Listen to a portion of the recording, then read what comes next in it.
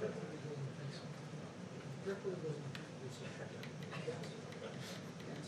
you feeling? Feeling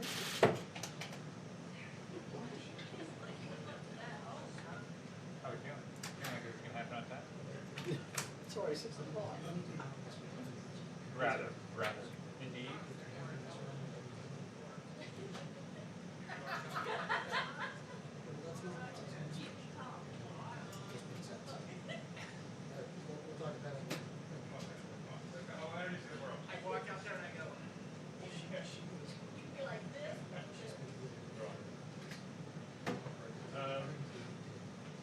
All right. Thank you. What do you expect? I ordered tires. I've got 7:30 pickup. Thank you. That's some areas. Right back. And I'm not trying to put it on. I like I didn't mean to stir, I was just like following. They're very popular photos. Big.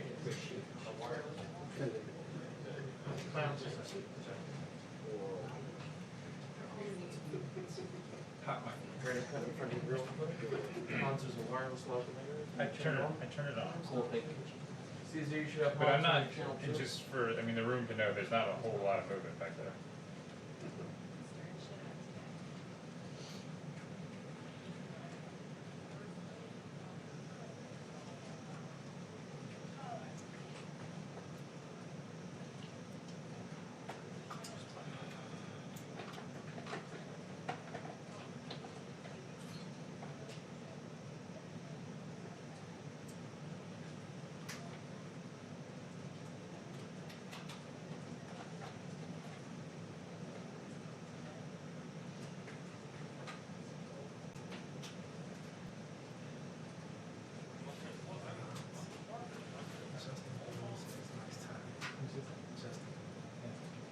Justin, good guy. Just lousy tasting ties. About that.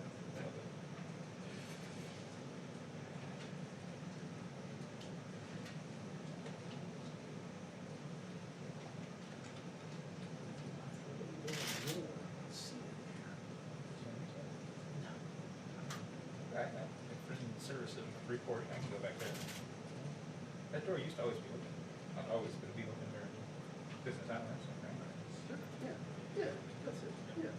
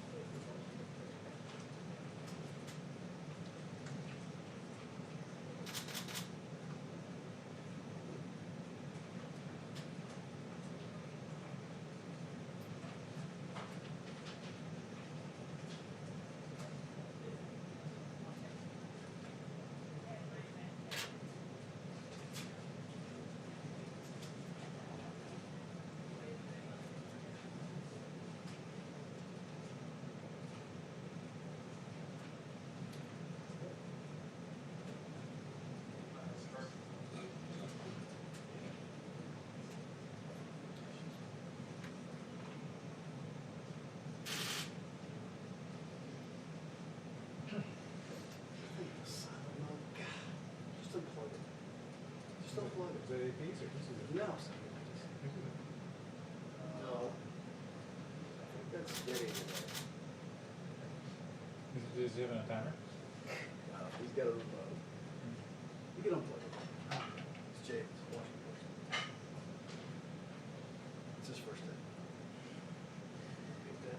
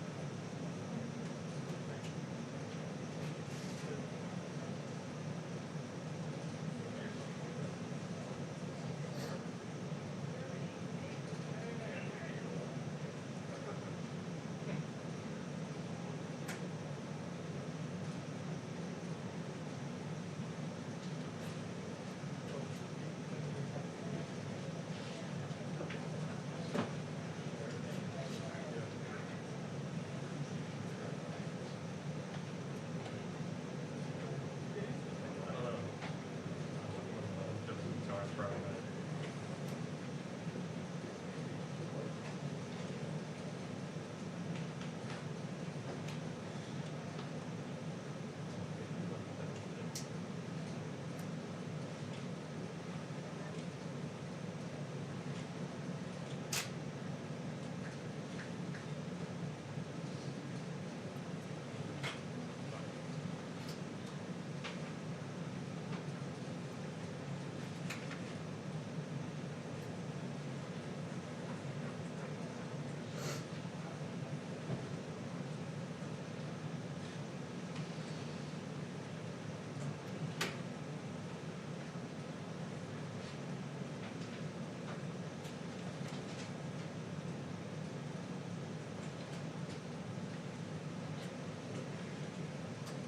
This is your 2-minute warning.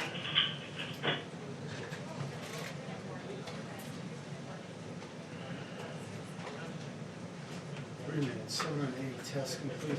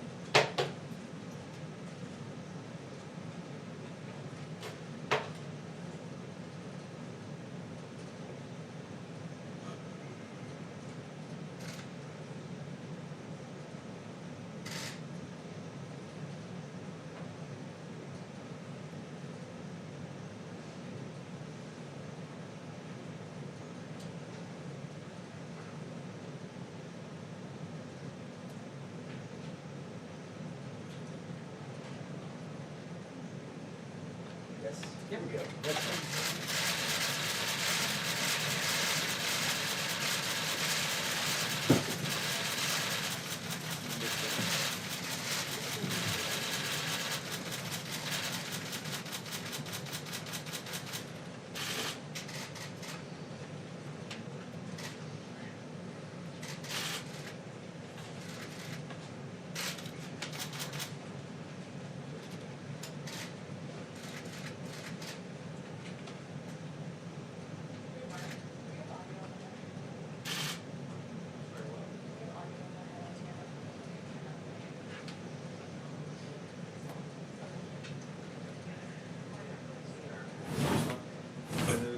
Hey, Mr. Secretary.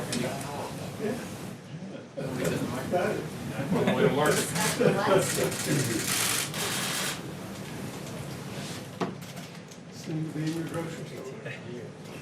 The frying pan, really.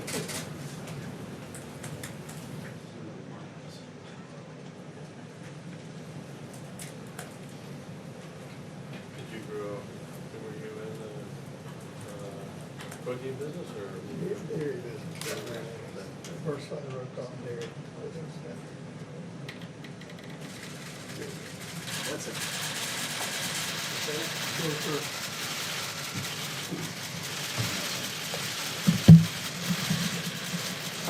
Thank you. Thank you very much. I just had a great conversation with the leading faith leaders of our country. It went extremely well. We learned a lot. I learned a lot, and we're working on some things that are very interesting and very positive. I thank them all for being on the call. And yesterday, we unveiled detailed guidelines for America's governors to initiate a phased, safe, and gradual reopening of America. That's what's happening. The guidelines provide governors with the fact-driven and science-based metrics they will need to make the decisions that are right for their own particular state. To view the guidelines, you can go to the website at whitehouse.gov/openingamerica. So that's whitehouse.gov/openingamerica. Treasury has sent out economic relief payments to more than 80 million Americans who have their direct deposit information on file with the IRS, and an incredible success it has been. If you have not received your check, please visit irs.gov, get my payment. How about that one? irs.gov, get my payment. That way the IRS can get you your payment in days, and they've done a fantastic job, I have to say, and you won't have to wait for a check in the mail. I have some very good news. We sent out 80 million deposits, and less than 1% had even little problems. A couple had minor glitches, but it's substantially less than 1%. So out of 80 million deposits, less than 1%, and that gets corrected immediately. So just please do as I say. You'll get that very quickly, very easily. Today I'm also announcing that Secretary Perdue, who happens to be right next to me, handsome man, and the Department of Agriculture will be implementing a $19 billion relief program for our great farmers and ranchers as they cope with the fallout of the global pandemic. Very honored to be doing this. Our farmers, ranchers, we have, these are great people, great Americans. Never complain. They never complain. They just do what they have to do. The program will include direct payments to farmers as well as mass purchases of dairy, meat, and agricultural produce to get that food to the people in need. The USDA will receive another $14 billion in July that will have funding to continue helping, and this will help our farmers and our ranchers, and it's money well deserved. So not only were they targeted at one point by China, and that was over a period of time, and you saw that happening, and they never complained, but that worked out very well. $12 billion they got, and $16 billion they got, and now it's $19 billion. And I'm just going to ask Secretary Perdue to explain exactly how we're going to handle it. Thank you. Well, Mr. President, you may remember earlier this year, you tweeted a message to our farmers and ranchers that no matter the circumstances, you pledged to stand behind them. And while none of us could ever have anticipated this type of pandemic that we're currently in, I think today's announcement is proof that you have our farmers' backs and that you will continue to do what it takes to support them, and they are very grateful. We've heard a lot recently, all of you, about our food supply chain. I think America now knows that more than ever that the wholesome food that our families depend upon and starts with America's farmers and ranchers. America, agriculture has been hard hit like most of America with the coronavirus, and President Trump is standing with our farmers and all Americans to make sure we all get through this national emergency. So today, thanks to your direction and leadership, Mr. President, USDA is announcing the Coronavirus Food Assistance Program. As you mentioned, this new $19 billion program will take several immediate actions to assist farmers, ranchers, and consumers in response to the COVID-19 national emergency. The program is really divided into two parts. One is a direct payment, $16 billion in direct payments to farmers, ranchers, and producers who've experienced unprecedented losses during this pandemic. Since we wanted to get the payments out to producers as quickly as possible, we decided to use the funds in the CCC, the current funds of $6.5 billion, combined with the 19.5 of COVID money, rather than wait for the replenishment of the CCC funds in July. Based on industry estimates of damage, Mr. President, it is becoming apparent that we'll need the additional CCC funds as we continue to track the economic losses.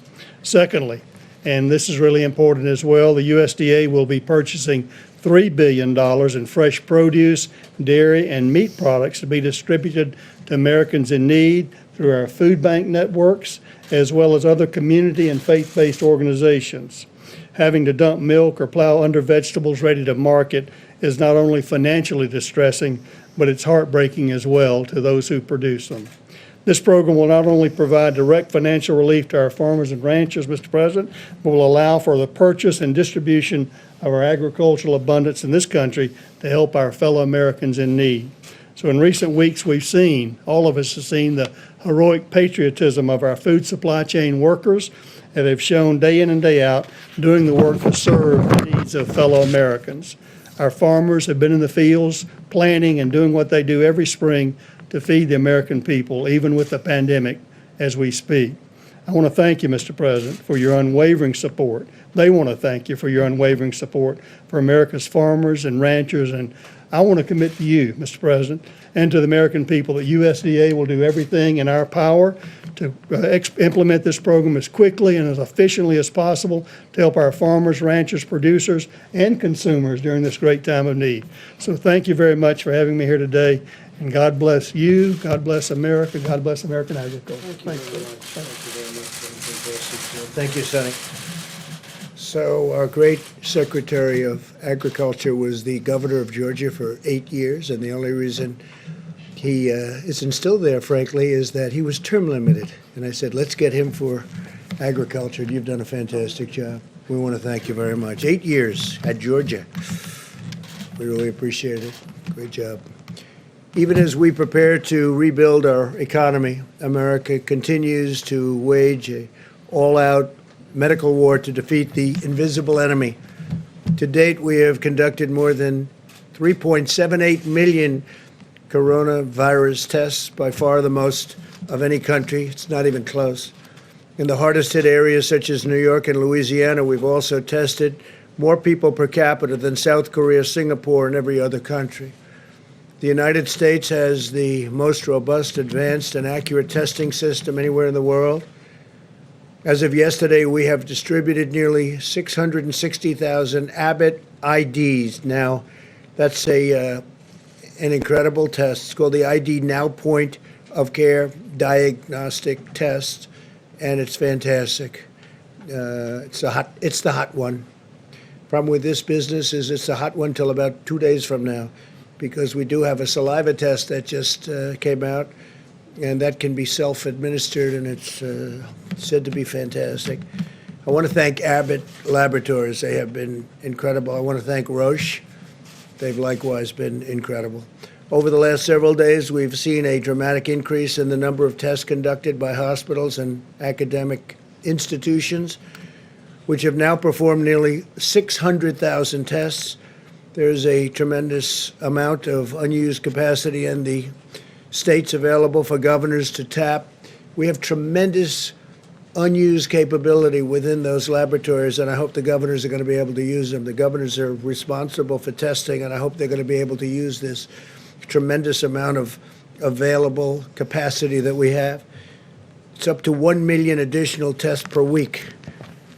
When you think of that, in the next few weeks, we'll be sending out 5.5 million testing swabs to the state. Swabs can be done easily by the governors themselves. Mostly it's cotton. It's not a big deal. You can get cotton easily, but if they can't get it, we will take care of it. Yesterday, the FDA announced a new collaboration with United Health Group, the Gates Foundation, Quantigen, and U.S. Cotton to greatly expand the supply of essential swabs, including a new polyester Q-tip type swab for the coronavirus testing. All of these actions will help our testing capability continue to grow dramatically. So we're helping people even with swabs. We get ventilators. We're now the king of ventilators. We have hundreds of thousands under construction. We don't need them ourselves. The governors are in great shape. If we do, we have a great stockpile that we'll immediately send to the state in need. But we've handled that situation incredibly well. I hope people understand it. I wish the media would get the word out. What we've done in ventilators is amazing because they're big, expensive, and highly complex. We're speaking to other countries. I spoke to President of Mexico today, a great gentleman, and I told him that we are going to be helping him out with ventilators, helping Mexico out, and we'll be helping some other countries too. We have a lot of very high-level, high-quality ventilators, and they're here, and they're also being manufactured as we speak. Following the announcement of our reopening guidelines, there have been some very partisan voices in the media and politics who have spread false and misleading information about our testing capacity. It's totally false and misleading, demonstrating a complete failure to understand the enormous scope of the testing capabilities that we've brought online. And we started really from ground zero. We started from really being very, very outdated and obsolete as a country from the past. And I will say this, if they didn't understand it, it's just really, unfortunately, I hate to say this because we've been getting along very well, but it would be false reporting because they understand the capability. And it's going to be up to the states to use that capability. The states have local points where they can go. The governor can call the mayors, and the mayors can call representatives, and everybody. Everything is perfect. And that's the way it should work and always should work. We'll help New York and all of the other states get even better on their testing. We have to get even better. And some people think a little bit differently. There are areas where you have vast amounts of area where you have very few people and almost no people are infected. And those places will be looked upon differently by different governors. And I think you're going to have a lot of news coming out about that over the next few days. I think certain states are going to come online, and they're going to start the early stages of the puzzle that we're putting together. And it's going to be together sooner rather than later. A lot of really incredible things are happening. And at some point in the not too distant future, we're going to have our country back. And it's going to be, I think, really with what we're doing on stimulus and helping people keep their businesses together and their lives together and their jobs, it's going to be better than ever before. I hope so. I really do. The current conversation is reminiscent of what happened on ventilators. You remember that, when requests were made far beyond what was objectively needed. We were hearing from a certain state, and we were hearing from a lot that they needed far more ventilators. In one case, they wanted 40,000 ventilators, 40,000. It turned out that they had plenty, and they had a number of about 7,000 or 8,000, and that was plenty. We supplied them with a lot, but that was the right number. We got it just about right. And if they did need more, we're ready to give more. But I think the surge seems to be over. And there are a lot of governors just doing a great job, and they're working with us, but we're all working together.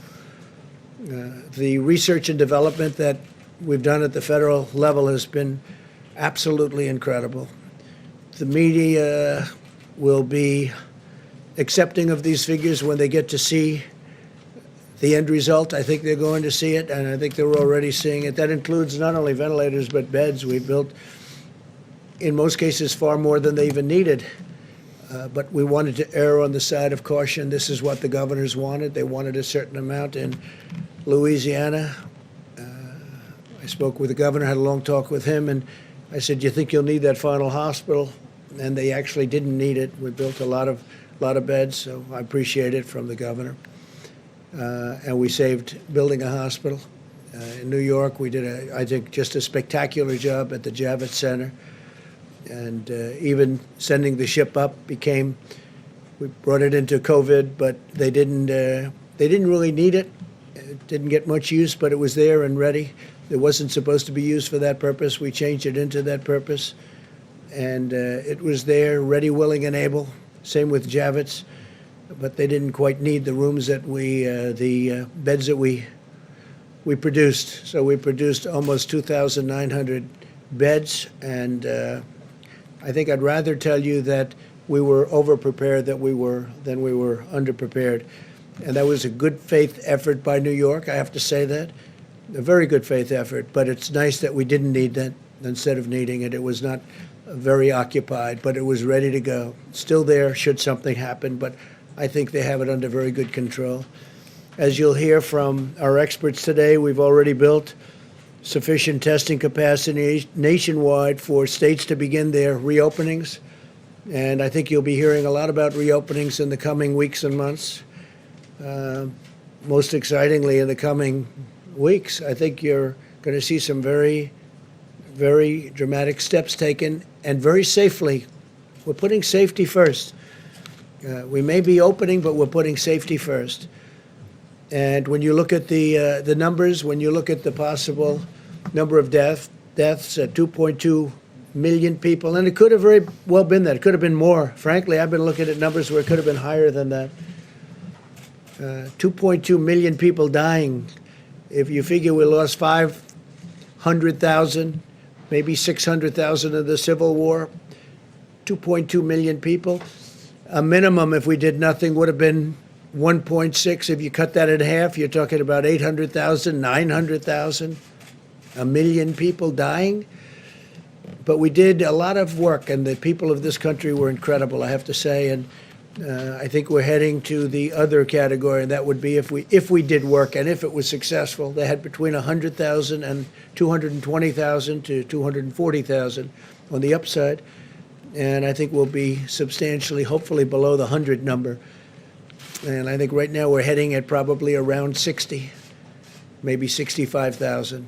And one is too many. I always say it, one is too many. It's a horrible thing that happened to our country.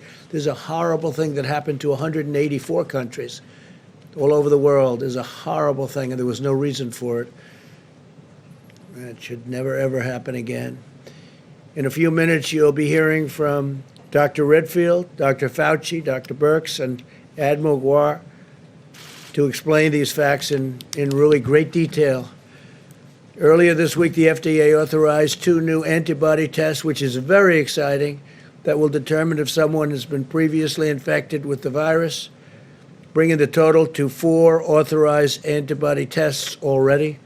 This will help us assess the number of cases that have been asymptomatic or mildly symptomatic, and support our efforts to get Americans back to work by showing us who might have developed the wonderful, beautiful immunity. Ultimate victory in this war will be made possible by America's scientific brilliance. There is nothing like us. There is nobody like us, not even close. I wish I could tell you stories what other countries, even powerful countries, say to me, the leaders. And they say it quietly and they say it off the record, but they have great respect for what we can do. And our country is at a point. A few weeks ago, think of it, 4 or 5 weeks ago, we were at a level that nobody had ever attained, the best job numbers we've ever had, the best economy we've ever had. Every company virtually was doing better business than ever before. The stock market was at all-time highs. And then one day they said, you got to close it up. And we did the right thing. We saved maybe millions of lives by doing it the way we did it. But we're paying a price, but that price is very unimportant compared to the number of lives we're talking about. The NIH and others are conducting clinical trials of 35 different therapies and treatments, therapies being so exciting to me, because that's really like, if something happens, you're going to get better reasonably quickly and without such a horrible deal as some people have to go through. To that end, today, NIH announced that it is launching a public-private partnership with more than a dozen biopharmaceutical companies. They're HHS, FDA, CDC, and the European Medicines Agency. They're all working together. We're working together with a lot of other countries. The partnership will marshal and coordinate the vast resources, knowledge, assets, and authorities of more than a dozen organizations and agencies to accelerate development of the most promising therapies and vaccines. The vaccines are coming along really, really well. Johnson & Johnson is very well advanced. And one thing is they have to, we're having great success, but we have to test them, and it takes a long period of time. It takes probably over a year, unfortunately, but therapies likewise are coming along very, very well. Therapies are immediate when we get that. That'll be a big day.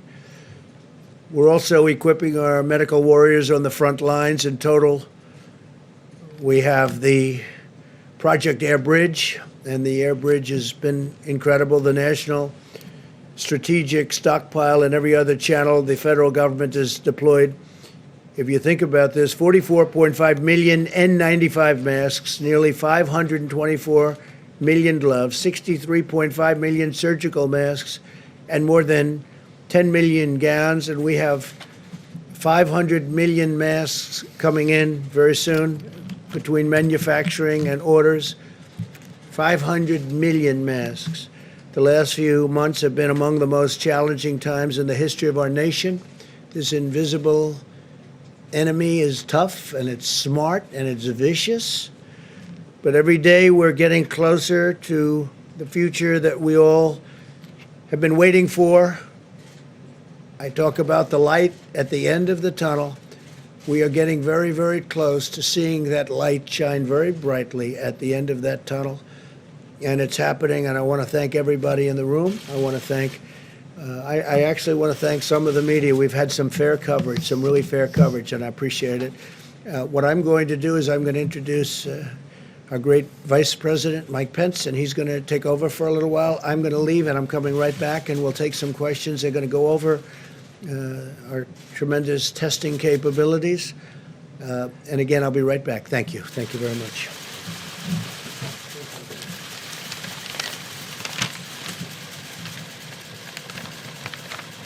Thank you, Mr. President, and good afternoon all. Today, as the President just reflected, it remains a challenging time in the life of our nation. But because of the extraordinary efforts of the American people, because of the strong partnership the federal government has forged with states across the country, we're making progress, America.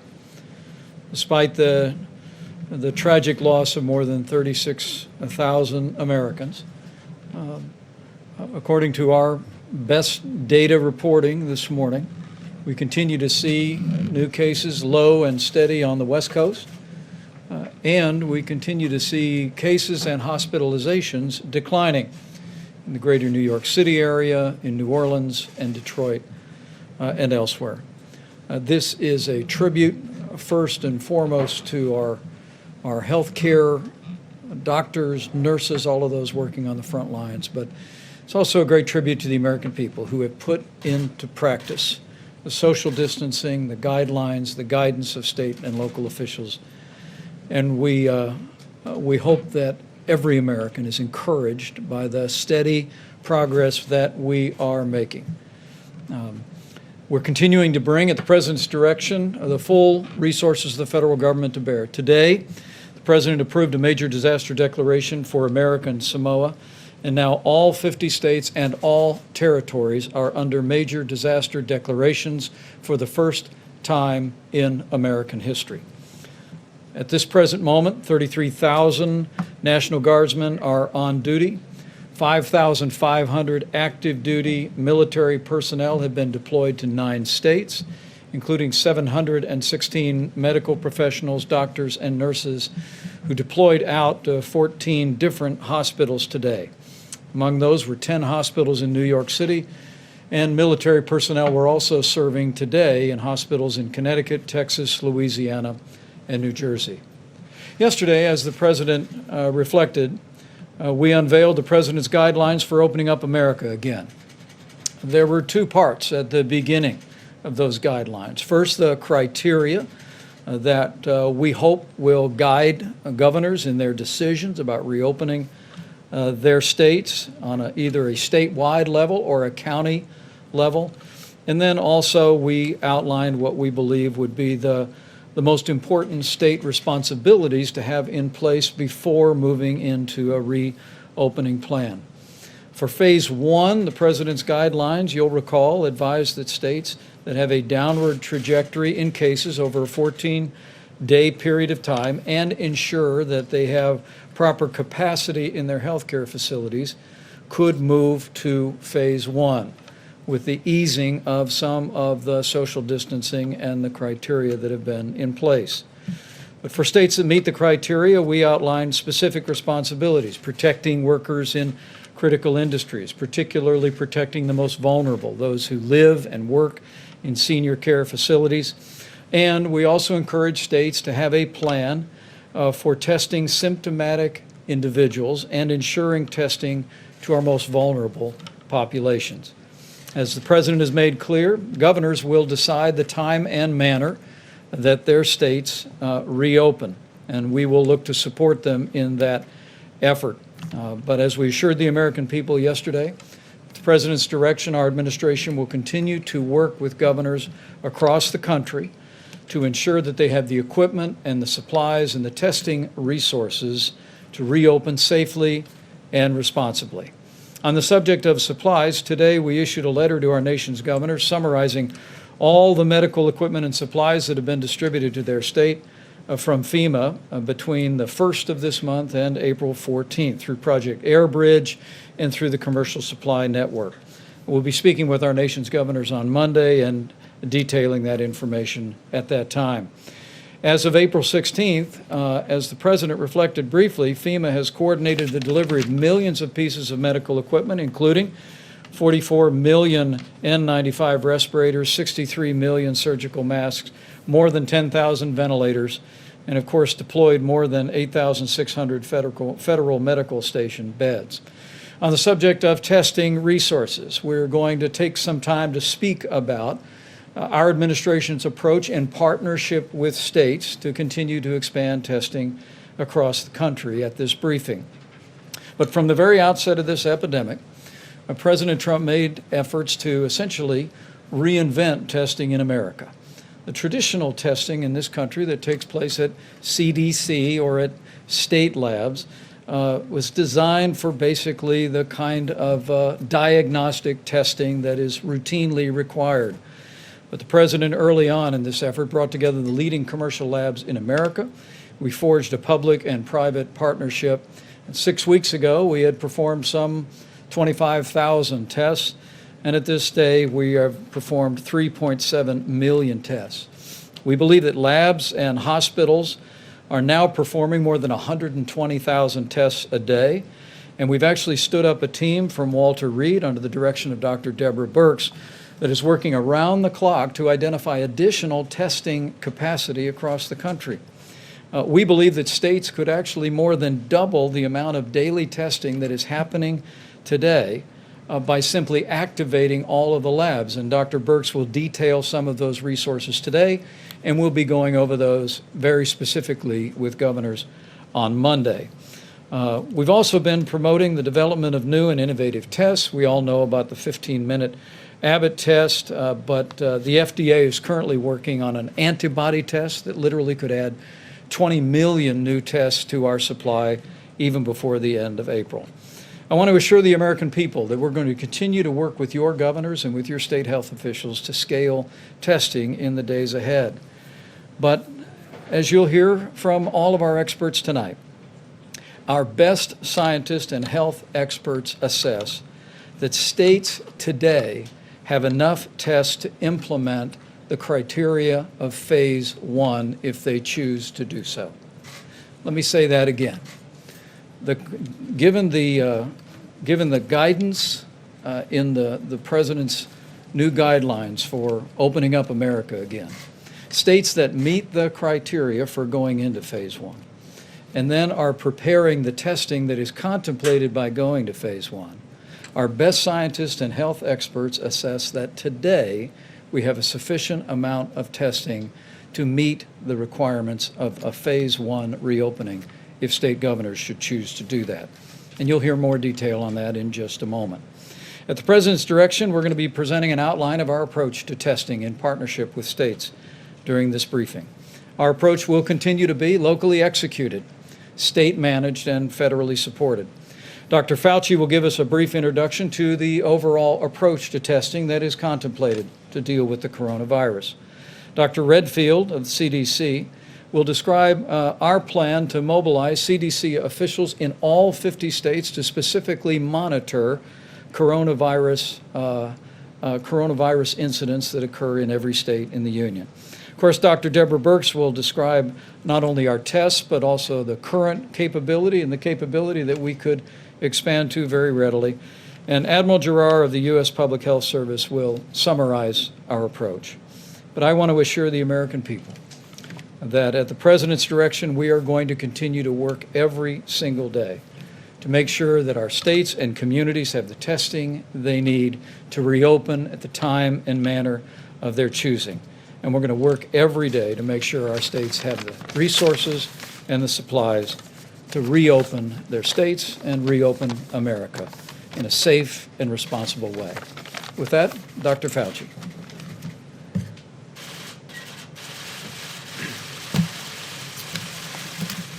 Thank you very much, Mr. Vice President. So as the Vice President said, I'm going to give you a brief introduction to kind of answer the question that we've been asked a lot. In fact, we had a very productive teleconference with the Senate Democratic Caucus just a few hours ago, and they asked a number of questions which were really reasonable questions, questions that are on the mind of a lot of different people. And one of them was the question that was just posed a moment ago, is are there enough tests to allow us to be able to go through this first phase in a way that is protective of the health and the safety of the American people? So I just want to spend a couple of minutes clarifying a few things and maybe providing some information on a broad 40,000 foot, which you'll hear some of the more granular details from my colleagues who will be following me. I think they asked me to give the 40,000 foot one because I'm not a testing person. I didn't run a testing lab, but I'm part of a team that is looking at this, of how we can best make sure this happens in the right way. So first of all, let me say something that we said before, and I apologize if I'm repeating things that you already know, but I think in some respects it's important to do that so that people have clarity in what we're talking about. There are two general types of tests, even though within each general type there are different subgroups. One of them is to actually test for the infection. Is a person infected?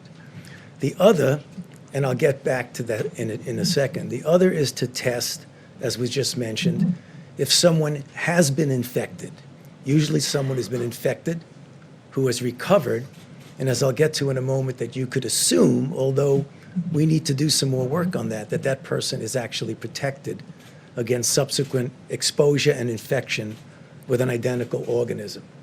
So what are some of the pluses and minuses of each? Because the pluses and minuses are really going to impact how we best use the test and how the test actually should be used. So let's take the test for whether or not you're infected. The test of whether or not you're infected is a test that right now is called a nucleic acid test. It's not an easy test to do. There are some that are more rapid. There are some that have a high throughput. There are different groups within that. The good news about that is that it's a sensitive and specific test, so that if you're infected, you know you're infected, so that, as I'll get to in a moment, if you need to do something with that, get that person, put them in care, take care of them, get them out of circulation, that's important. The part about that I think is often misunderstood is that if you get a test today, like I did today, it's negative. If you get a test today, that does not mean that tomorrow or the next day or the next day or the next day, as you get exposed perhaps from someone who may not even know they're infected, that means that I'm negative, which means if you take that to its extreme, in order to be really sure, you would almost have to test somebody either every day or every other day or every week or what it is to be absolutely certain. That's an issue. Now, the problem that I talk about when I try and compare this to other situations with what testing means to you. I, as I think most people know, have been involved in HIV/AIDS for 38 years, 39 years, from the very first week of HIV. So that's what I do. If you get a test for HIV and you are negative and you do not practice any risk behaviors, you can be guaranteed that next month, 6 months, 1 year from now, you will be negative if you don't have a risk behavior. So there's a big difference there about what testing actually means. So the point I think you're getting is that although there is clearly a place for needing to test somebody for a given reason, a test means you're negative now. Now, the other test is an antibody test, a test that tells you, in fact, that you've been infected. That's really good. You're going to hear a bit about that from my colleagues in a moment, because that will give you a broader view of two things. One, what the penetrance of the infection had been. And number two, you can make an assumption, though we still need to prove that. I mean, we are assuming that if you're infected and you have antibody, you're protected. And I think that's a reasonable assumption based on our experience with other viruses. But what we want to make sure that we know, and these are some of the challenges, what is the titer that is protective? How long is the protection? Is it 1 month? Is it 3 months? Is it 6 months? It's a year. So we need to be humble and modest that we don't know everything about it, but it really is an important test. The other thing is the difference between testing and monitoring out there, what's out there. The difference between what we really need it for phase 1 is to be able to identify, isolate, contact trace, a very important part of when you're pulling back gradually and slowly on the mitigation, and you have people who might be infected. You want to know they're infected. You want to put them in care. That is something that we absolutely need to do. But there are other ways. I want to make sure people understand that not to underestimate the importance of testing. Testing is a part, an important part, of a multifaceted way that we are going to control and ultimately end this outbreak. So please don't anyone interpret it that I'm downplaying testing. But the emphasis that we've been hearing is essentially testing is everything, and it isn't. It's the kinds of things that we've been doing, the mitigation strategies that are an important part of that. Now, just a couple of things before I hand it over to my colleagues. No doubt that early on we had a problem. I have publicly said that we had a problem early on. There was a problem that had to be corrected, and it was corrected. It was a problem that was a technical problem from within that was corrected, and it was an issue of embracing the way we have now and should have the private sector, who clearly has the capability of making and providing tests at the level that we will need them for any of the things that I've just spoken about. So, having said that, right now, I totally understand, and I'm not alone, my colleagues understand, that although we say there are X number of tests out there, and you're going to hear from Admiral Giroir about that, the fact is there have been and still are situations that are correctable and will be corrected, and some of which have been corrected. I know I get on the phone a lot with my colleagues because, believe it or not, some long time ago, I was where they are, in the hospitals, in the emergency room, looking at very sick individuals that you need to take care of. And I know what it means when someone tells you, hey, you have what you need, and you look around and you say, well, maybe you think I have what I need, but I don't really have what I need. So we have to figure out, how do we close that gap? And there are a lot of things that I think we've learned and that we are correcting and going to correct. Namely, you have a situation where tests are needed and appropriate, and either people have found there's no tests, or there's no reagents, or there's no swabs, or a person needed a test and were told that there was a restriction, they couldn't get a test. These are all the things that I'm telling you, you already know because you've heard them. So right now, or there's a delay of 5 to 7 days.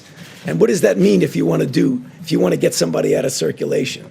We understand that that existed, but upon careful examination, what you are going to hear, that many of those have been already corrected and other of those will be corrected. Because what I think people don't appreciate through no fault of their own is that there are two issues. There's supply and demand. And if you have a supply that can meet the demand, but the supply is not connected to demand, then supply-demand falls apart. What do I mean by that?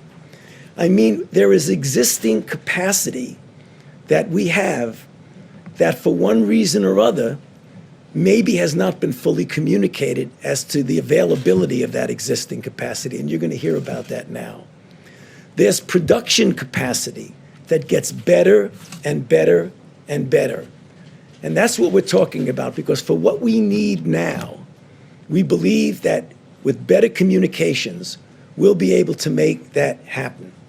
So I know there's going to be a lot of questions about that. I don't want to go on too long, but let me just finish by saying, given what I've just said and what I believe what you're going to hear, that for what we need in the first phase, if these things are done correctly, what I believe they can, we will have and there will be enough tests to allow us to take this country safely through phase one. Thank you.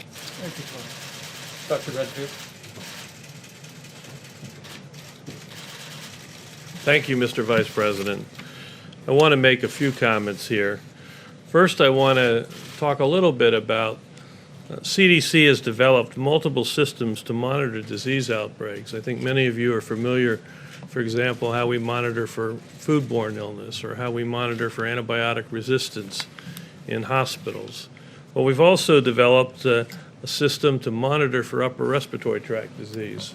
If I can get the first slide there. This is an example because when we talk about what we know about this current pandemic, the reality is we know a lot because we've developed these monitoring systems. Up on the slide is a system that we've developed initially for flu, and what it does, as you can see, there's a multiple different flu seasons, and they track them over the course of a year. I want you to look at the red line, and that happens to be this year's respiratory season. And you see there's a peak there up over the 50-52 week, and that peak was when we actually had a peak of influenza B. This year was a little different because after that, viral syndrome came down, and you can see it, that actually we had another peak, and that's when influenza A was active through our country. And you can see influenza A started to drop, but then you saw a third peak. That peak was, you were looking at the coronavirus 19. So we have systems all the way down to the county level that we can see where there's respiratory tract illness. And so it's not just taking a test, it's monitoring these systems that have been developed over decades. And we have multiple ones. We have another one that is monitored in emergency rooms, looking at syndrome diagnosis. And they show the same thing. So we're well equipped to monitor to see when respiratory tract viral disease will come, and becomes a very good surrogate for when you can begin to understand that we need to start looking more etiologically about what's going on. You can see now in week 15, we're really coming down to the baseline background in terms of our flu surveillance system from the overall coronavirus situation right now. The second thing I wanted to say is that CDC continues to enhance the state's public health capacity to accelerate their ability, as Tony talked about.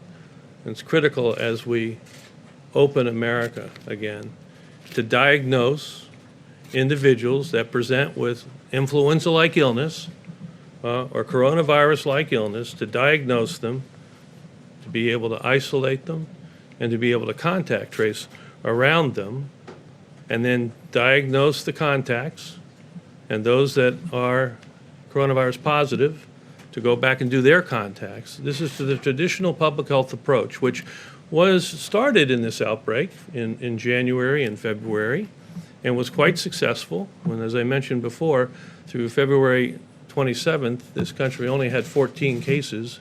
We did that isolation and that contact tracing, and it was very successful, but then when the virus more exploded, got beyond the public health capacity. But right now, CDC is enhancing that public health capacity, and if I can get the second slide, I want to show you that this is just showing, as we sit here today, that CDC has embedded in these health departments in all of these states across this country more than 500 individuals. We also have an additional almost 100 individuals that are working on more than 20 coronavirus outbreaks that are going through all these states. And finally, at the direction of the President, we've been asked to further enhance this deployment in each of the states, as the Vice President said, so that there's additional public health personnel to help accelerate the state's ability to basically move forward aggressively and we assist them so they can operationalize the President's guidelines to open up America again. So I just wanted to make those points for you today. Great job. Thank you. Dr. Burks? Thank you, Mr. Vice President, and thank you, Dr. Fauci and Dr. Redfield, for all of that clarity. If we can have the next slide. I'm going to go back to what Dr. Fauci was talking about, just to emphasize those points about the two types of tests, and I'm going to talk about a third one. So first, we all know about sampling in the front of your nose. To all of the labs out there and to the providers, you don't have to use the nasal pharyngeal swab anymore. You can do front of nose sampling. And again, as Dr. Fauci talked about, that is sampling for the virus itself that replicates in your nose and, as we know, throughout some of the respiratory tissues. The second test is, of course, then your immune response to that infection that's in your nose. And so that's the antibody test. And so those are the two tests we want to talk about. But I want to come back to something that both Dr. Fauci and Dr. Redfield said, and we covered yesterday. Testing is a part of the exquisite monitoring that needs to occur in partnership with CDC and state and local governments, utilizing the surveillance systems that are available, what we just talked about, the flu surveillance system, because we no longer have flu, and the syndromic respiratory system that is across the United States. And you can see it's going back to baseline so that we'll be able to see at the community level any deviation from that baseline. In addition, what we talked about yesterday was adding that asymptomatic component, because I think you'll see as more and more articles come out for surveillance and monitoring that other states have done, higher and higher antibody in multiple individuals who don't remember having a sickness.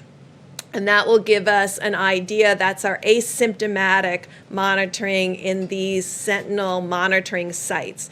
And what did we talk about yesterday? We talked about nursing homes, we talked about indigenous people, and we talked about vulnerable people in the inner city, really ensuring that something that is so small that can't even be seen on the surveillance monitoring will be able to be seen in the asymptomatic.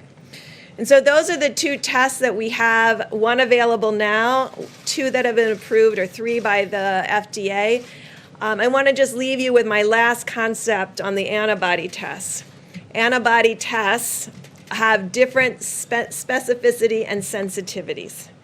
The FDA, FDA has been very cautious about the antibody test, because I know you see reports every day of countries that have ordered the antibody test and found that they were 50, 60, 70% faulty. So we're taking that very seriously, because you never want to tell someone that they have an antibody and potential immunity when they don't. And so those tests perform better when there's a high prevalence or high incidence of disease. So we want to work with mayors around the United States as those antibody tests become available to really see what it is in first responders and healthcare workers in the highest prevalence states, so that we can know about the quality and the real life, real field experience of those assays. Because things can look very good in the lab, and then when you take them into the field, sometimes they're not as good. I've learned this lesson repeatedly in working around the globe. The next slide. So this is what we have asked commercial and diagnostic companies to be working on. Because when you talk about multi-millions worth of tests, the way we do this in the United States today for strep, for influenza, and for malaria is we test for the antigen. Now, we don't know right now if you shed antigen in the front of your nose. And so that is the question that scientists and companies are working on right now, because that becomes a simpler test. Now, the flu test, I think many of you will look it up tonight. You will see that outside of the flu season, because of the specificity of the test, it doesn't work so well. So these are tests we're working on today that would be like a screening test, because if you're positive on it, it's a good test. But it may miss that you actually have the flu. So then you would move into what we call the nucleic acid test. So we're trying to build an algorithm of tests that bring the full talent of the science of the United States into the reality of the clinic. And so bench to clinic. And so this is what we're working on for the future. Next slide. So as I promised both the senators and the governors, this is the United States' current platform capacity. Designated as high and low throughput. And what do I mean by that? We've talked about the high throughput platforms of Roche and Abbott and others. And then we've talked about the Gene Expert and other machines that may be moderate to lower throughput. I want you to see how it's distributed through the United States. So these are the current testing platforms available today throughout the United States for COVID-19.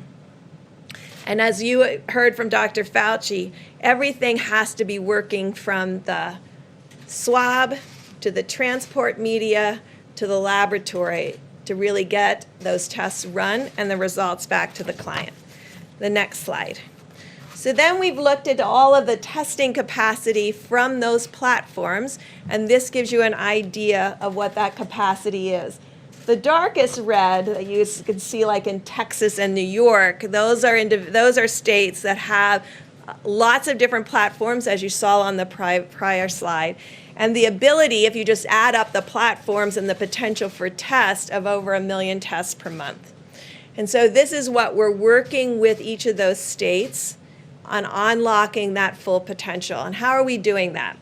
Well, we're calling on the American Society of Microbiologists. They work closely with 300 lab directors around the country. We talked with them this morning. And the Walter Reed team, who developed the entire HIV testing program for the military 35 years ago, I've called them back into service, and they're calling lab by lab to find out what are the technical difficulties to bring up all the platforms that exist in your lab. Is it swabs? Is it transport media? Is it extraction? And I just really want to thank them. They've already worked through over 70 plus of those laboratories to really understand, and the American Society of Microbiologists and the academic societies of the laboratories are working together to ensure that all of this potential can be unlocked. Next slide, please. We talked a little bit yesterday about New Orleans, and the president talked about how many tests New Orleans has done during its outbreak, which you can see now is waning. They've done throughout the last month 27 tests per 1,000 New Orleans and Louisianians. So 27 per 1,000.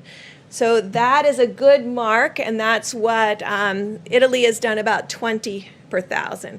So in evaluating an outbreak, and really to get control of this outbreak, they did about 27 tests per 1,000. So using that as a measure, next slide, we then looked at across all the states of the United States of America and looked for states that had 30 or more, ability to do 30 or more tests per 1,000 of their inhabitants in each state. And you can see that across the country, except for Oregon and Maine and Montana. I worked overseas way too long. Thank you all. So those are the 3 states that we're working on building capacity in. So this is just to give you a perspective of how seriously we're taking the testing issue. As we've described, we've measured every single platform in every single state. We know exactly where they are by geography, by address, by zip code, what their capacity is, what their cumulative capacity is, what their roadblocks are on not ability to run all their full capacity. And we're addressing those because each one of those is different, and you have to address each of them one by one with the governors, with the state and local labs, and with all of the hospitals. I have not come across one laboratory or one laboratory director or one society that doesn't want to contribute to solving this issue of testing and ensuring that this testing is available for everyone. There is a strong, just as all the Americans have social distanced, in behind everyone, we don't often talk about the laboratories, we'll talk about the nurses and doctors on the front line. Behind all of them are the laboratory technicians and laboratory directors who are coming in every day and putting things together to ensure that every single person that needs to be diagnosed is diagnosed. And hopefully you can see from these these slides, that really there is capacity out there. It is our job working with the states and having the state in the leadership role and the laboratory directors in the leadership role to provide support to ensure that all the potential for testing in the United States is brought to bear. I just want to end with, these are nucleic acid tests. There will never be the ability on a nucleic acid test to do 300 million tests a day or to test everybody before they go to work or to school. But there might be with the antigen test. And so that's why there's a role for nucleic acid tests, there's a role for antibody tests, and there's a role for the future development of these other key tests to bring the full ability to the United States. And so when we finish this, we'll be talking to all Americans, because there's other tests that other Americans should have. And I think this has really brought to light the importance of diagnosis. And we'll talk to you further about hepatitis C and TB and other things that we can do to ensure every American is healthy, because I think this has really raised the awareness among all Americans about how you do tests for different kinds and different parts of your disease state, and what is long-lasting immunity and what may be long-lasting immunity, and what is a nucleic acid test and what an antigen test is. And with that, Admiral Gerard. Great. And let me amplify one point as the Admiral steps forward to conclude remarks about our approach and the efforts we put underway. Governors across the country have been working very closely with us to roll out the level of testing that we have today. And all the information we presented to you is going to be reviewed in the days ahead with all of our governors. Our objective is to connect every one of America's governors and state health officials and to all of the labs that are currently able to do a coronavirus. But as Dr. Birx, Dr. Fauci both described, we believe today that we have the capacity in the United States to do a sufficient amount of testing for states to move into phase 1 at the time and manner that they deem to be appropriate. With that, I'll allow Admiral Gerard to complete our briefing on testing, and we expect the President to return. Thank you, Mr. Vice President, and thank you to all my really great colleagues. Can I have my next slide? So I wanted to start by where we are today, and just to visit where we've come in such a short period of time. As everyone on the stage has said before, our testing right now is well over 3.78 million tests that have been completed. And if you are impressed by bar graphs, that's over 1.2 million tests reported just in the last week. Ambassador Birx talked to me a little earlier, and she said, you know, we only do about 2 million molecular tests a year for HIV, something that's been developed for 35 years. We're now doing twice that number of tests in a month for a disease that has never been known before, that there's never been a test developed before, and that's sort of where we are and where we've ramped up. I also want to give you a little idea. The lighter blue or lighter gray is our ID Now tests. So we talk about them a lot because they are a point of care test that can be between 5 and 15 minutes. And they have a very specific role, but they're not for everybody. If you've got to screen a few thousand people, 4 tests an hour doesn't get you there on a machine. You have to use some of the larger, higher throughput items. But they have a very important role. And again, coming into the market at 50,000 per day is really an important adjunct to us. She talked about the Gene Expert from Cepheid. Very important. We don't talk about that very much, but it is one of the backbone mobile point of care, not as easy to do per se as the Abbott, but it is a point of care test that really carries tuberculosis screening all through Africa. There are these machines, you saw that on her slide. Every one of the 50 states has this in over 600 sites, and they've done over 700,000 tests just on that relatively low throughput but very important platform. Next slide, please. I wanted to give you an idea of sort of how the tests are distributed and how they're changing over time. On the left are the state public health laboratories. And although their numbers are relatively small, about 350,000, the state public health laboratories are absolutely critical. They're an absolutely critical core component of our testing.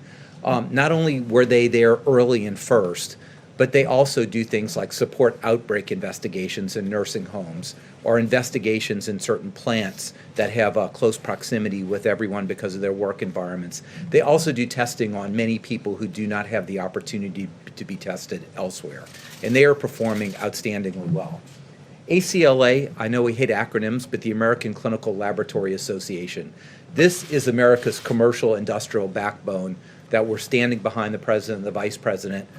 And when I was there a few weeks ago in the Rose Garden, this is the LabCorp, the Quest, the BioReference Laboratory, Mayo, Sonic, and ARUP. And you'll see they've done almost 2.3 million tests. This is the very large, high throughput machines that Dr. Birx talks about. And I want to be clear about this group is that it doesn't matter where you are.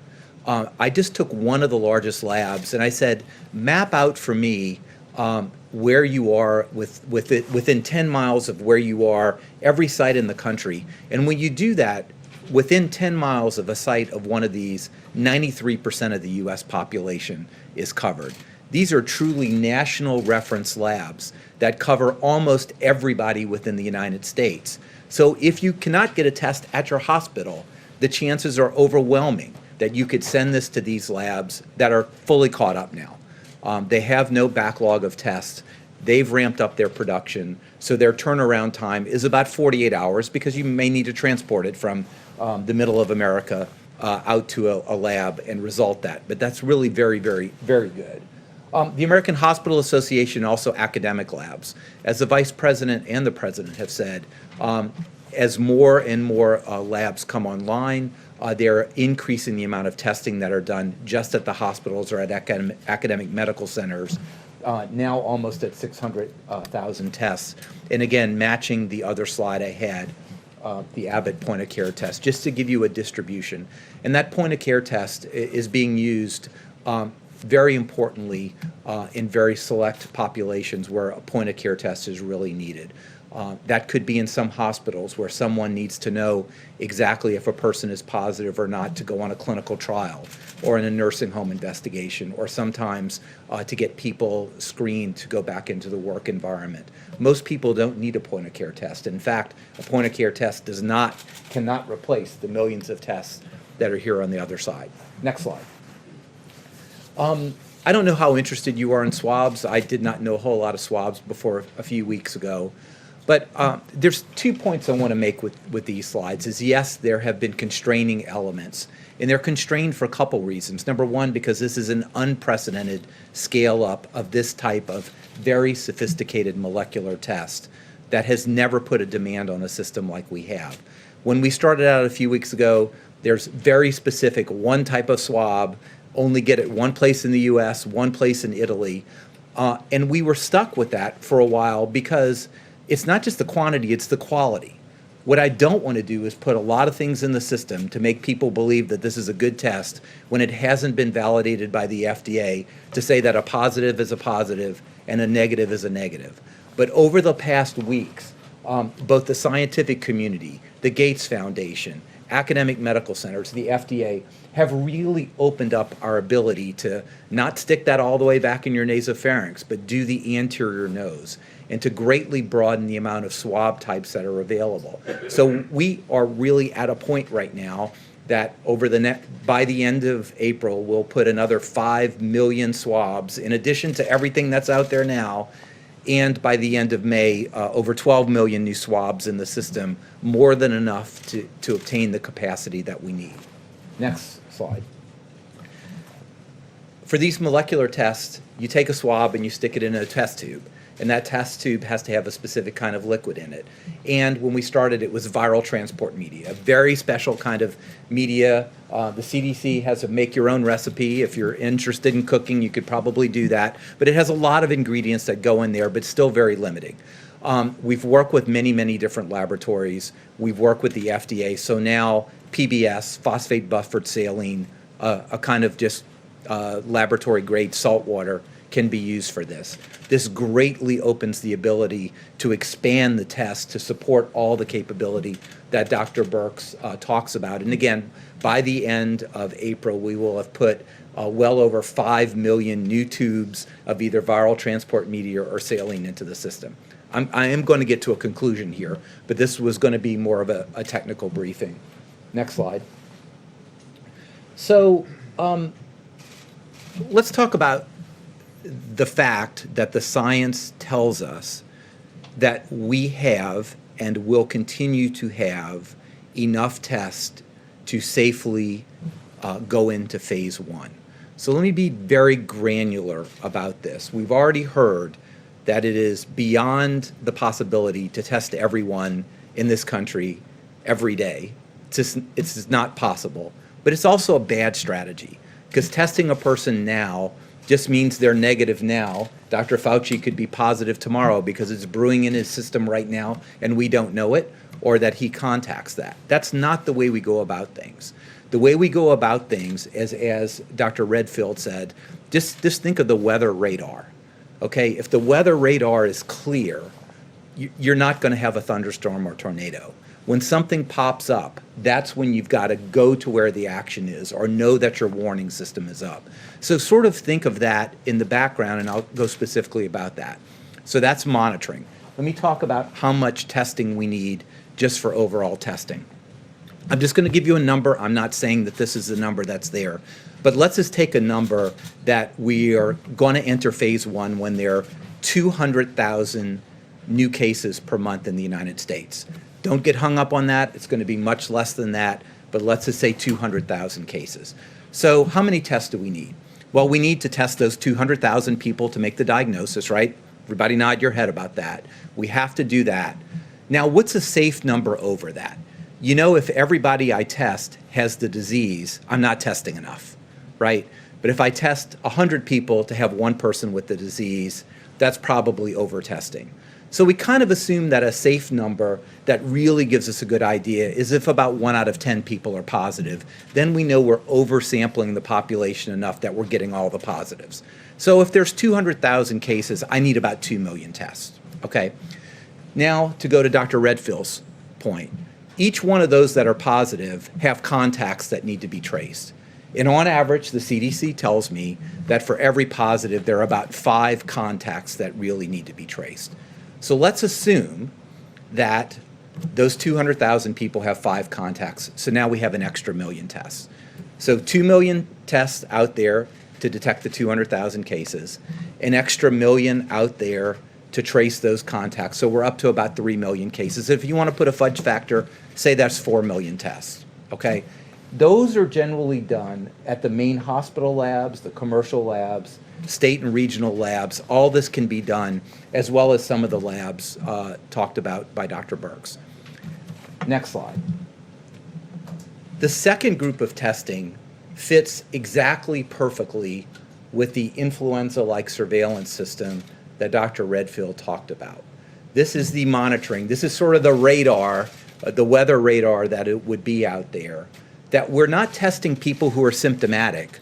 We want to do testing on people who are asymptomatic, because you can have asymptomatic carriage. You know, you could have this virus and shed it and not have symptoms or only mild symptoms. So what is the strategy here? The strategy here, this is an unprecedented strategy, okay? This is really unprecedented.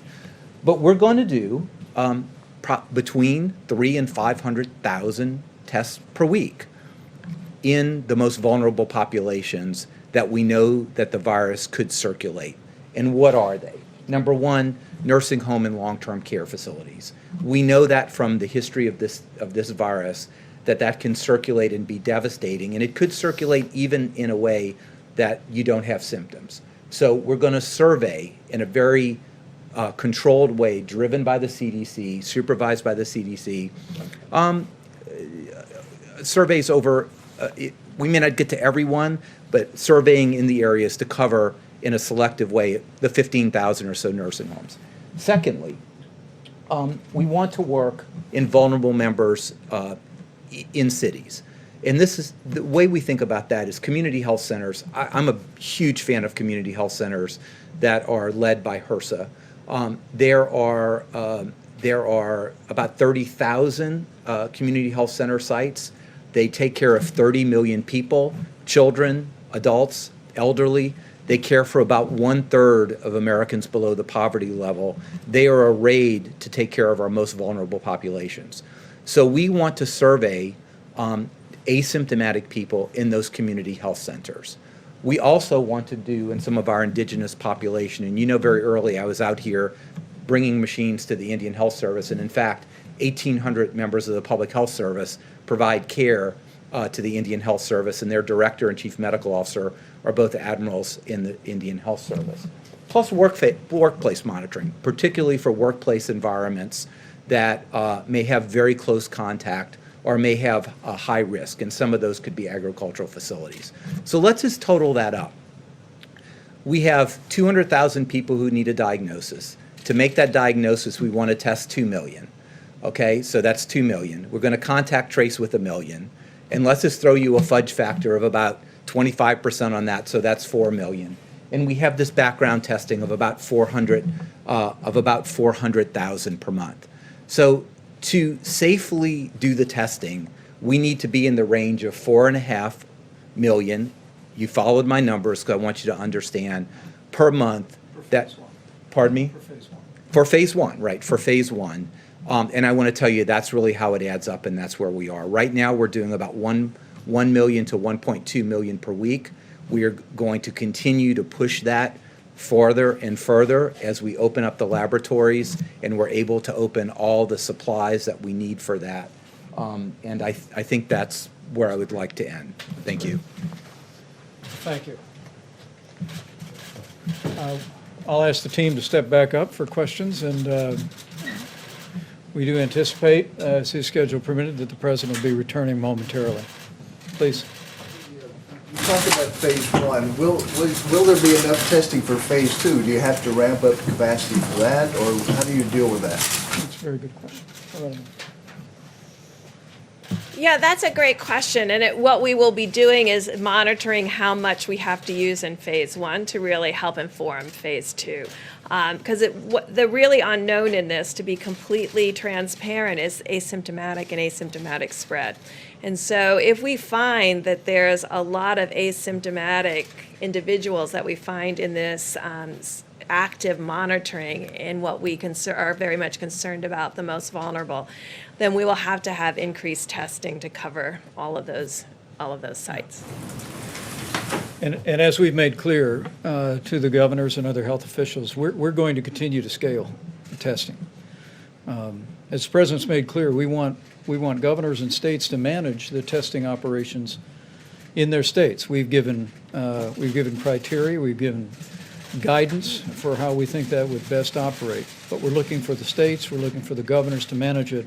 But in the midst of that, all these great experts working with all these great facilities are going to continue to use that great American ingenuity to scale and increase the availability of testing for states to be able to implement as they move closer and closer to that day the president speaks of often, where we reopen America and put all of America back to work. Mr. President? He did well. They all did well, I think. I'll bet they did. Please, go ahead. Mr. President, thank you. Earlier today, Jay Inslee said that your tweets encouraging Who said liberation, this? Jay Inslee said your tweets encouraging liberation in Michigan, Minnesota, Virginia were fomenting rebellion. Wondering how that squares with the sober and methodical guidance that you issued yesterday. Well, I think we do have a sobering guidance, but I think some things are too tough.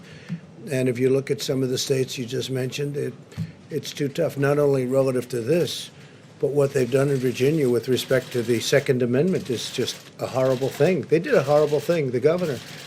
And he's a governor under a cloud to start off with. So when you see what he said about the Second Amendment, when you see what other states have done, no, I think I feel very comfortable. Go ahead. Thank you, Mr. President. Just to be clear, when you talk about these states, Michigan, Minnesota, Virginia, do you think that they should lift their stay-at-home orders, or can you talk No, but I think elements of what they've done are too much. I mean, it's just too much. You know the elements because I've already said, but certainly a Second Amendment and Second Amendment having to do with the state of Virginia, what they've done in Virginia is just incredible. Okay, please. Sir, are you concerned, though, that people coming out in protest are going to spread COVID to other people? They're congregating in ways that health experts have said they should not. No, these are people expressing their views. I see where they are and I see the way they're working. They seem to be very responsible people to me. But it's, they've been treated a little bit rough. Please, Linda. Thanks, Mr. President. I'm curious about some more of the dynamics we might see as the country begins reopening, as you put it, kind of like a puzzle. So as you've mentioned, we have states where we're already seeing their curves begin to flatten, but then there are others like Florida or more rural parts of the country where they aren't projected to peak for weeks or even months. So can you talk a little bit about some of the difficulties that those later peaking states might face if they need to stay locked down for longer, even as other places around them are starting to open back up? Well, we're seeing great numbers in almost every state. We're seeing big drops. We're really seeing, in terms of beds, the numbers we have to look at are the beds being occupied, people going, which is essentially people going in. That means that you have fewer people that are sick, fewer people that feel they have to go to a hospital, and those numbers are dropping really precipitously. So I think that we're just seeing a lot of good signs. Now, a place like New York, New Jersey, and certain parts of Louisiana. Louisiana has been incredible lately when you look at that drop. That drop has really been great. Michigan's had a hard time, but it's starting to do well.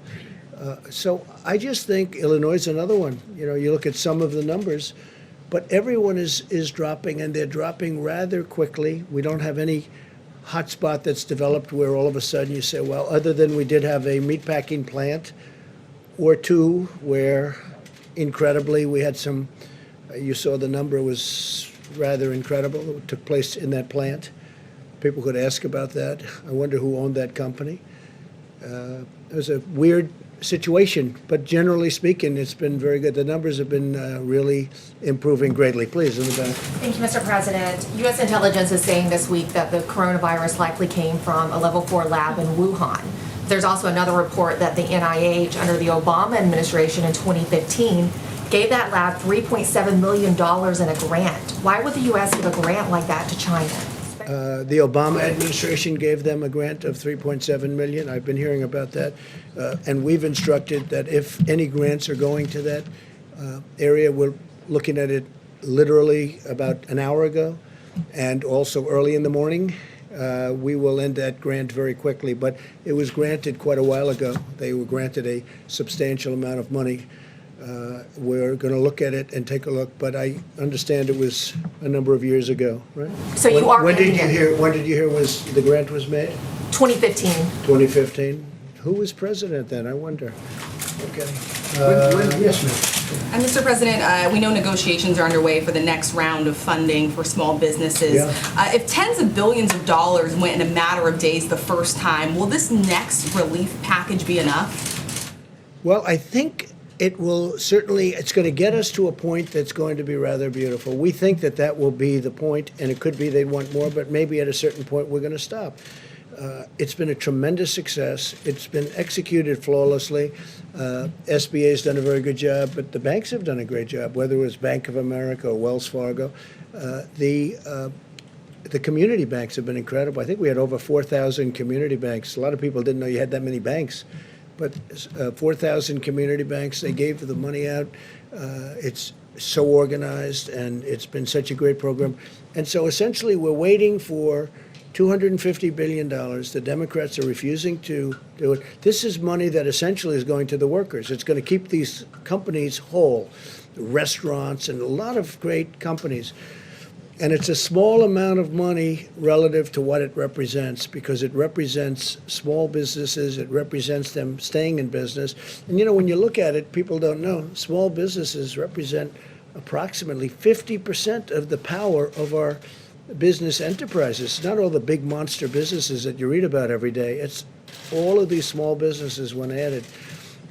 It's something that should be approved by the Democrats. The Republicans want it badly, and the people want it very badly. If I could just follow up on that. Nearly 10% of the loans that were given out were for $5 million, but some small business owners say they can't even get a loan for $100,000. Is that acceptable? Well, they would get that, but they have to approve it. Nobody knew it was going to be this successful. Don't forget, when you say the money's gone, it's been a tremendous success as a program. People they really want it. And some people won't be able to keep their business open unless they get that money. It's been a tremendous success. It's been executed flawlessly. With few exceptions, it's really been good. And I think the Democrats are going to do it. Look, Nancy Pelosi, she's away on vacation or something, and she should come back. She should come back and get this done. I don't know why she's not coming back. The fact is, she's not doing her job, and there's nothing unusual about that for her. And Leader McCarthy said they're now considering also adding more funding for hospitals included So they are thinking about hospitals, and hospitals are a good thing. Hospitals have been decimated by this. They've given up their business, which is good because they did the right thing in order to take care of the COVID-19. And no, hospitals, I'm with that all the way. If they want to add hospitals, we could also add it into phase 4. If we do a phase 4, phase 4 would be hopefully infrastructure. A lot of people are talking about the best thing we could do for this country would be the payroll tax cut that I've been suggesting. A lot of Democrats like it, believe it or not, the payroll tax cut. And Art Laffer, who's tremendous, in fact, he recently got the Presidential Medal of Freedom, economist. He was with Ronald Reagan, and he looks like he's 25 years old, but I think he might be a little bit older than that. He looks so great. But Art Laffer said the single best thing you can do is the payroll tax cut. And I would just about agree with that, and I'd like to see that. I'm not sure that we're going to get that, but I think that's something that could be done. It's simple. It's really good for both the company that employs these people and for the people that are employed. So we're going to see whether that happens or not. The payroll, I put it out there, the payroll tax cut would be a tremendous incentive for this country. Steve? China now says its coronavirus death toll in Wuhan is 50% higher, up to about 4,000. Does that sound like a credible number to you? Well, when I listen to the press every night saying we have the most, we don't have the most in the world deaths. The most in the world has to be China. It's a massive country. It's gone through a tremendous problem with this, a tremendous problem, and they must have the most. So today I saw they announced that essentially they're doubling up on the numbers, and that's only in Wuhan. They're not talking about outside of Wuhan. So it is what it is, Steve. It is what it is. What a sad state of affairs. Investigation into whether the virus escaped from this lab in Wuhan, how active is that, and when do you expect to We're hear? looking at it. A lot of people are looking at it. It seems to make sense. They talk about a certain kind of bat, but that bat wasn't in that area. If you can believe this, that's what they're down to now is bats. But that bat is not in that area. That bat wasn't sold at that wet zone. It wasn't sold there. That bat is 40 miles away.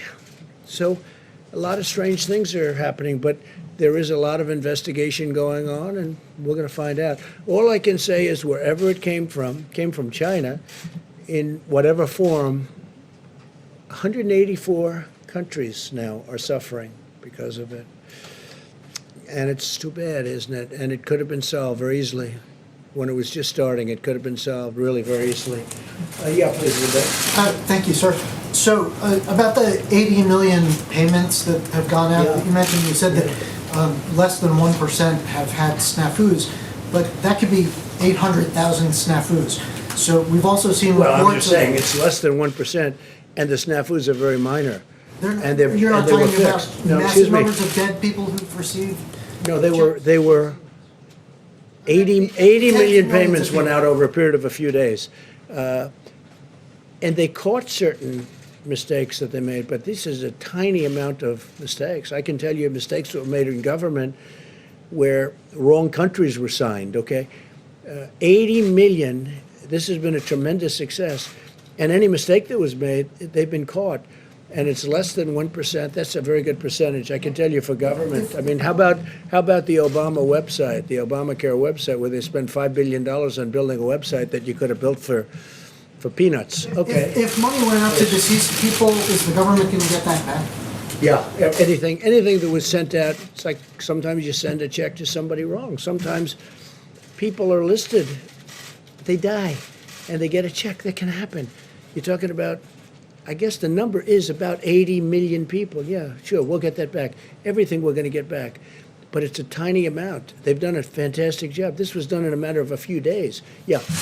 Your campaign said today that they are planning on resuming rallies before the election. Is there a timeline that you're looking at? Would it be restricted to certain states? Have you thought about how that would work? Well, I hope we can do rallies. It's great for the country. It's great spirit. It's great for a lot of things. To me, it's a tremendous way of getting the word out. If you look at our success rate, we've had tremendous success. We win where we have rallies, including endorsements of candidates.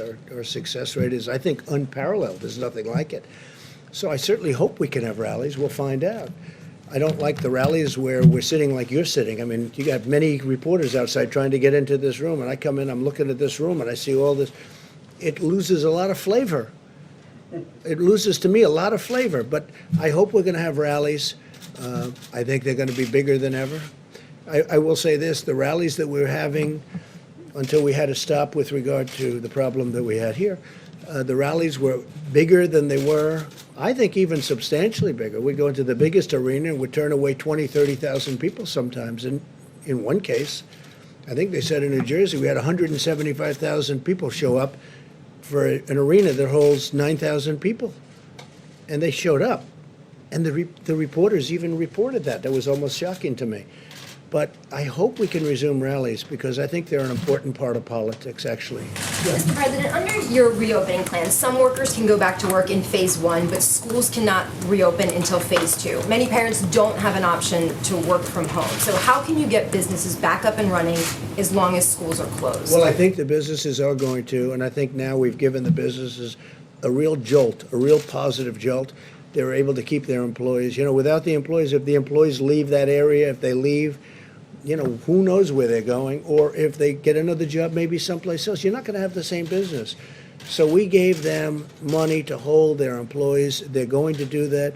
We hope we can do $250 billion more. It's absolutely so inexpensive compared to what it represents, and we hope that's going to happen. But I really think, look, you see it with the stock market. The market was up 700 or 800 points today, and if you would have told me that we would have a virus, the likes of which this world has not seen since 1917, which was the Spanish flu, where anywhere from 75 to 100 million people were killed, and that we'd have a stock market that's not far below its all-time high.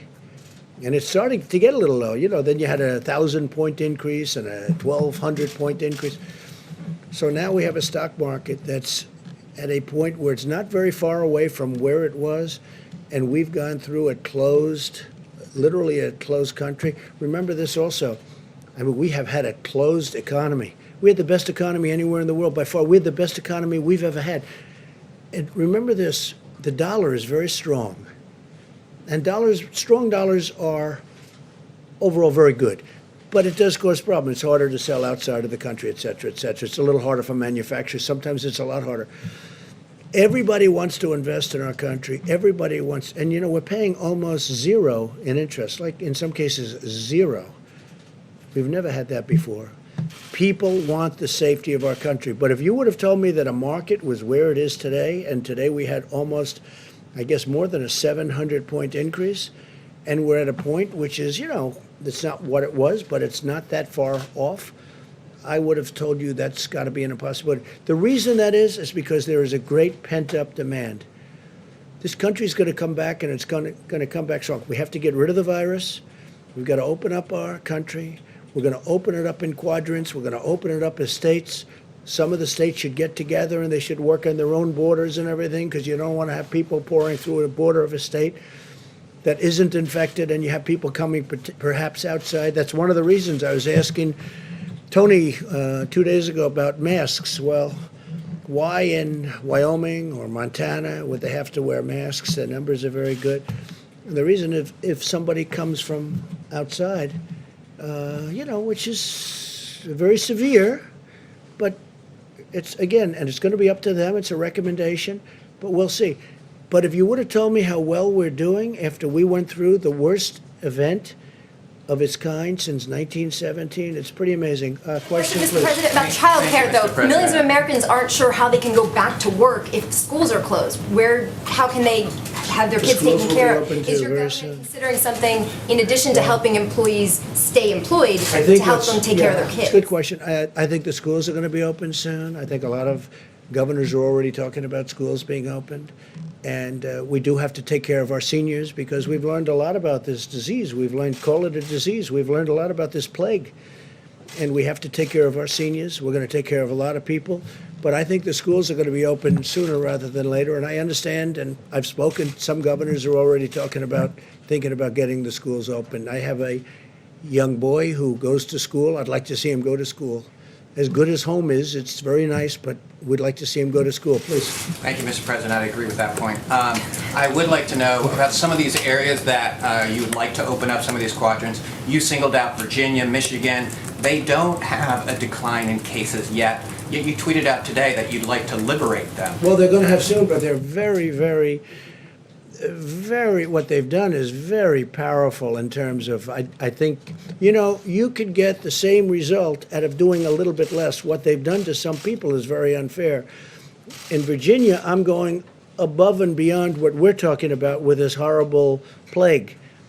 They want to take their guns away, okay? They want to take their guns away. That's the Second Amendment. That's Virginia.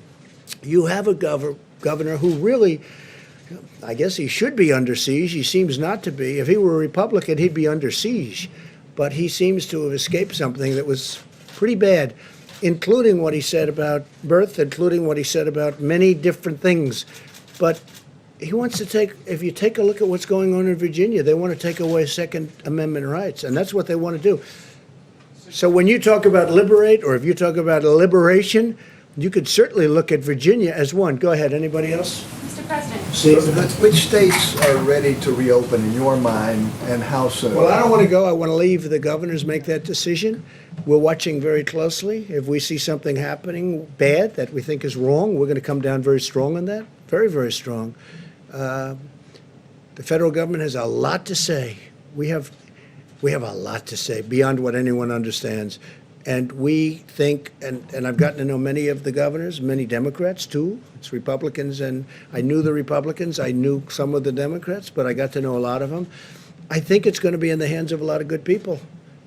I think a lot of good people are looking at this, and they want to do what's right, Steve. The Vice President is traveling soon, I think tomorrow to Colorado. When are you going to be in a position to travel again?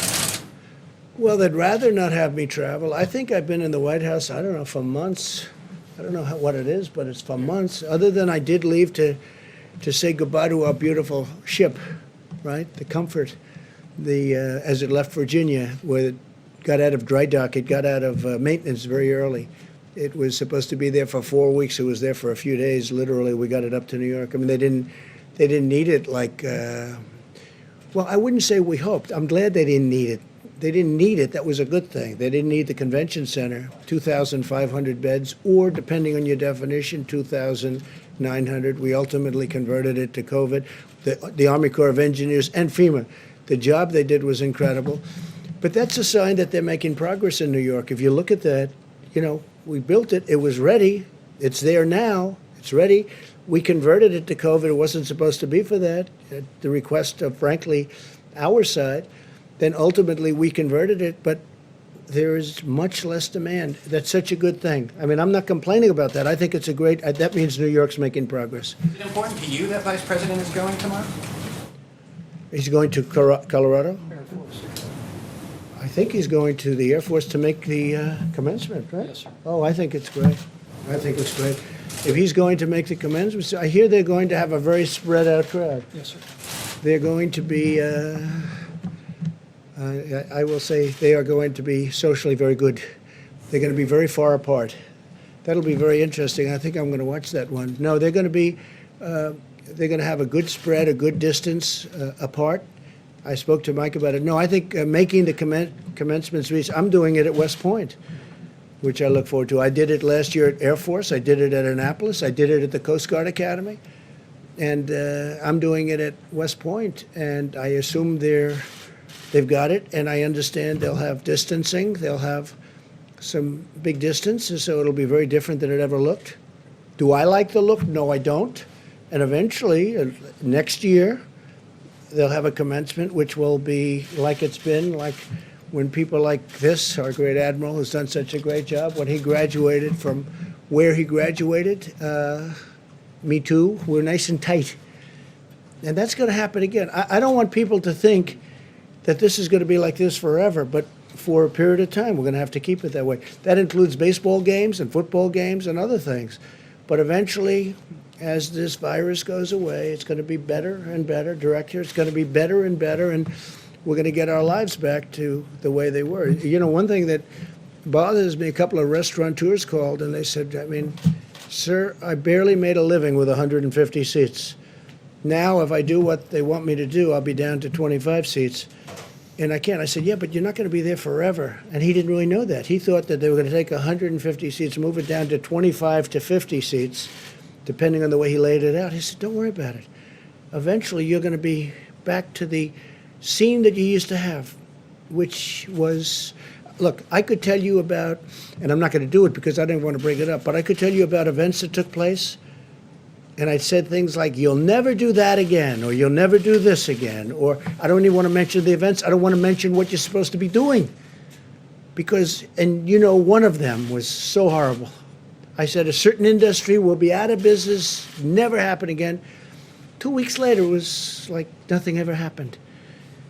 Hopefully, we get rid of this. We have tremendous talent up here and all over, including governors, including local governments, state governments. I look forward to the time, to me, when we can really normalize. But normalizing is being back to where we were. Yeah, please, go ahead. Mr. President, some of your allies are calling for China to be stripped as host of the 2022 Olympics. Wondering what you make of that. Is that something that you would consider, or? So I just made a deal with China where they're going to put in $250 billion of product. They're going to be buying 50 from 40 to 50 billion in farm. I want to see what's happening with China. I want to see how they're doing on it. Are they fulfilling the deal, the transaction? We have a lot of discussions going on with China. Let me just put it this way. I'm not happy, okay? I'm not happy. And I spoke to them, and this could have been shut down a long time ago. They knew it, and we couldn't get in, and in all fairness, World Health couldn't get in, and that's why I wish they took a different stance. They took a very pathetic stance and a very weak stance, but they say they couldn't get in. But ultimately, they got in. They got in much sooner than anybody, but they didn't report what was happening. They didn't report what was happening inside of China. No, I'm not happy with China. Yeah, please. Mr. President, I wanted to ask Dr. Fauci, could you address these suggestions or concerns that this virus was somehow man-made, possibly came out of a laboratory in China? You studied this virus. What are the prospects of that? There was a study recently that we can make available to you where a group of highly qualified evolutionary virologists looked at the sequences there and the sequences in bats as they evolve, and the mutations that it took to get to the point where it is now is totally consistent with a jump of a species from an animal to a human. So, I mean, the paper will be available. I don't have the authors right now, but we can make that available to you. Follow-up, sir, on the protests that we've seen of people wanting the economies to open. Does that concern you, though, as a health expert, when you see folks congregate, and are you worried if that's encouraged? Well, I mean, I'm looking at it from a public health standpoint. I certainly could understand the frustration of people. But my main role in the task force is to make recommendations to protect the health and the safety of the American people. And I would hope that people understand that that's the reason why we're doing what we're doing, and hopefully we'll put an end to this. Thank you. And I will say this, I'm very, very satisfied with the decision we made, listening to experts, listening to my gut, the feeling of the Vice President, and really many others. When we put it all together, look, if we didn't do what we did at the time, we could have lost more than 2 million people. I really believe that. I could show you charts of other places that gave it a shot and they're not doing well. And I would show it to you right now. I don't want to embarrass anybody, but they gave that a shot. That's an automatic. I mean, everybody would say, let's do that, until they sit down and start thinking. And we could have lost more than 2 million people. We could have lost more than 2 million. Could have been much more than that, by the way. We have one that says from 1.6 to 2.2, but it could have really been more than that. But I looked at one in particular, one country in particular, that is using the herd mentality, not working out very well. Now, with all of that being said, we have to get back to work. We'll be crossing lines very soon in many cases. In some cases, we're well on the way down. In other cases, we're right at the top and heading down. We're heading in the right direction. I saw some numbers from New Jersey, which was having a very tough time at starting. He's doing a terrific job, the governor, Phil Murphy, starting to get some really good signs. I looked at some of the New York numbers. They're starting to get, they've been devastated, obviously, but some really good things are starting to happen. So if we would have done something different, first of all, it would not have been sustainable. You would have had people, they would have been furious at you and me and everybody up here. It would not have been sustainable. Because you look at some of the hospitals as an example, a certain hospital right near where I grew up in Queens, and you had body bags all over the floor of that hospital. You know the one I'm talking about. All over the floor of the hospital. Now multiply that times 12 or 15, because that's the kind of numbers you're talking about, 12 or 15. And it would not have been, there would have been an insurrection. Nobody would have understood that. Whereas right now, nobody can be blamed, and there is no blame. We're all in a situation that was caused, that should have been solved long ago. It could have been solved probably very easily. Look, this is a tough enemy, but probably very easily if a certain country did what they should have done. And we're just starting to learn those facts. But what we did was the right thing. What we did was the right thing. With that being said, we want to get back, and we're going to be opening up states. They're being opened by very capable people. It's also point of sale, as they say in a different business. It's the point, they'll be able to look at that, where the testing is taking place. We're going to help them with the testing. We've developed some tremendous tests over the last little while, and we're going to work with the states, and we're going to help them. But they know every inch of land in their states. I watched the governor of Arkansas, Asa, you saw that. I thought he was terrific. I watched the governor of Oklahoma over the weekend being interviewed. He was terrific. They've done it a little bit differently, and they've done it tight, and they've done it strong, and they were very prepared, and they have more beds than they needed, and that's a good thing. But I've seen some very, very good things, and I think you're going to have some very positive events taking place over a very short period of time. And I think with that, we'll see you tomorrow, but really this has been a situation where a lot of great people have been involved and a lot of great decisions have been made. Thank you all very much. Thank you. So there will be a briefing. Can we follow up with a couple questions? Can we follow up with the Administrator Burma? Could you take a question? Dr. Fauci, you want to stick around? Or for the doctor? The New Jersey Nursing Home Desk, Administrator Burma?